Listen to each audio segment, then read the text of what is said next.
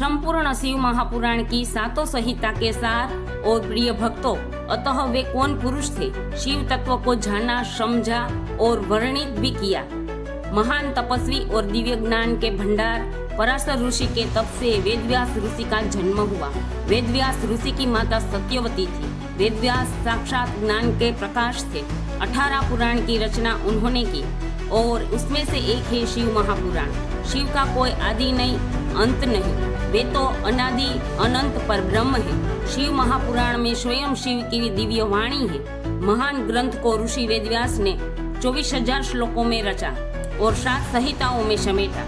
विघ्नेश्वर संहिता, रुद्र संहिता, शतरुद्री संहिता, कोटि रुद्री संहिता, उमा संहिता, कैलाश संहिता, वायव्य संहिता और 7 संहिता में 24,000 श्लोकों की रचना को थोड़ा समझने का प्रयास करते हैं और 7 संहिता के साथ थोड़ा थोड़ा करके हम सुनते हैं। प्रिय भक्तों, पहली है विघ्नेश्वर संहिता।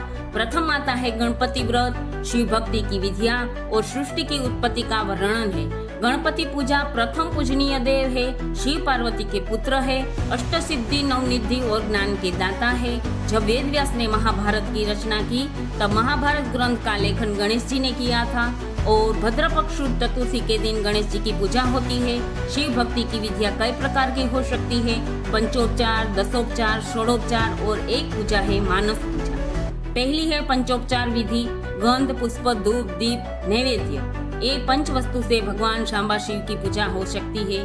दूसरी है दशोपचार विधि, पाद्यपम, अधर्यम, आचमन, पंचामृत, स्नान, जल स्नान, पुष्प, धूप, दीप, नैवेद्य। वे है दशोपचार पूजा। और अब आती है षोडोपचार विधि पूजा, आसन, आह्वाहन, पद्यासन, अधर्य, आचमन, पंचामृत, गंगा जल स्नान, वस्त्र, अलंकार, गंध, पुष्प, धूप, दीप, नैवेद्य, आरती और नमस्कार। बाद में क्षमा याचना होती है। ये है षोडोपचार पूजा।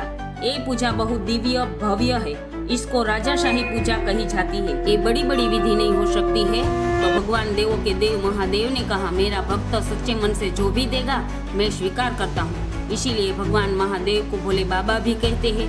भक्त मन से जो देते हैं महादेव स्वीकार कर लेते हैं। इनमें से है एक मानस पूजा, वो बड़ी उत्तम है क्योंकि शास्त्रोक्त शिव पूजन हर एक के लिए सुलभ नहीं हो सकता है। कई बार आर्थिक परिस्थिति नहीं होती है, कई बार समय की मर्यादा पूजन में बाधक होती है। इसका उपाय है मानस पूजा विधि। जहाँ भी हो, जैसे भी हो, स्नान आदि नहीं हुआ है, कुछ भी नहीं है, तो भी जहाँ है वहाँ बैठ जाओ और 2 हाथ जोड़कर गिरजापति महादेव का ध्यान कर लो।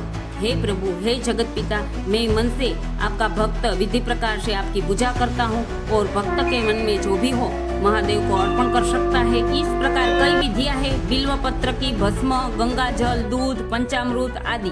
अब सृष्टि का वर्ण। जब सृष्टि में कुछ भी नहीं था, चारों ओर अंधकार था, तब भी एक शक्ति थी, वो थी आदिशक्ति। आदिशक्ति को सृष्टि का वर्ण करने का विचार आया। एक मुट्ठी कल्पना की मिट्टी ली, उसमें से उत्पन्न हुआ पुरुष, आदि पुरुष, वो थे महादेव।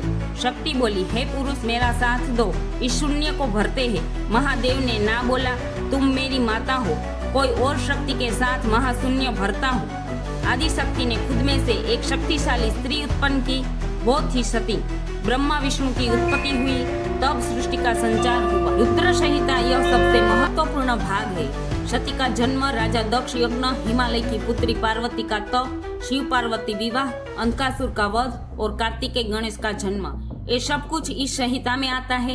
ये सब कहानी विस्तार से आपको जाननी है तो वीडियो अपलोड कर दिया है। रुद्र संहिता में हमें ये सीख मिलती है, सच्चा प्रेम, कठोर तप और निष्ठा ही शिव को प्राप्त कर सकती है। शतरुद्री संहिता में शिव के रुद्र रूपों की विस्तार से चर्चा है। रुद्र कैसे प्रकट हुए, क्या उनका उद्देश्य था और कैसे वे सृष्टि में भिन्न कार्यों में विनियुक्त हुए। रुद्र की अलग अलग कथाएं हैं। शिव केवल संहारक नहीं है बल्कि प्रत्येक रूप में सहायक, रक्षक और साधक के साथी है। कोटि रुद्र संहिता, इसमें शिवलिंग की स्थापना, शिवलिंग की पूजा विधि और शिव उपासना के फल बताए गए हैं। स्वयंभू शिवलिंग बताए गए हैं। महादेव स्वयं स्थिर हो गए। रावण ने भक्ति की, भोले बाबा स्थिर हो गए। राम ने भक्ति की, भोले बाबा स्थिर हो गए। वैसे कई जगह पे स्वयंभू शिवलिंग स्थापित है। शिवलिंग के समीप ओम नमः शिवाय बोलने मात्र से कई जन्मों के पाप नष्ट हो जाते हैं। शिवलिंग केवल पत्थर नहीं है, वह साक्षात शिव का निवास है। श्रद्धा से पूजा करने मात्र से फल प्रदान होता है। उमा संहिता, यह भाग शिव शक्ति के अद्वितीय स्वरूप को वर्णित करती है। इस कलयुग के जीवों को अंधकार रूपी भवसागर से तारने के लिए मार्ग दिखाया है। पार्वती जी के माध्यम से संसार को भक्ति, कर्म और ज्ञान का संदेश दिया गया है। शक्ति के बिना शिव और शिव के बिना शक्ति दोनों अधूरे हैं। इसी तरह स्त्री के बिना पुरुष और पुरुष के बिना स्त्री अधूरी है। संसार और जीव के संतुलन समर्पण अनिवार्य है। कैलाश संहिता संन्यास, योग, ध्यान और अंतःकरण की शुद्धि के विषय में बताया गया है।